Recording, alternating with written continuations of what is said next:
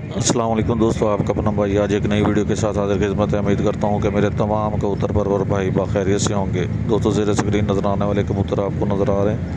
ये मिंचनाबाद प्रवास टूर्नामेंट नहर से पार मकसद है कि दूसरी मिंचनाबाद की दूसरी साइड से आज 11 कबूतर प्रवास करेंगे।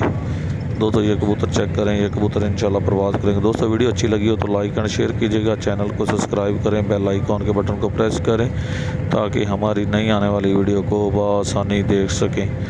दोस्तों ये चेक करें, ये कबूतर को पानी शानी देने के बाद ये छोड़ा जा रहा है हवा में। आज 11 कबूतर प्रवास करेंगे। चेक करें दोस्तों, ये कबूतर प्रवास कर रहे हैं 11 कबूतर। कबूतर छड़ के तो उड़िकी जाते हैं। हम कि नाश्ता करावे तो फिर जाइए असी उन्हें कोल तो उन्हें पेटी हुई है उस्ताद मोहम्मद अहमद है, भाई आसफ साहब, तनवीर साहब हैं, पीर मुदस्सर साहब तो चौधरी साहब।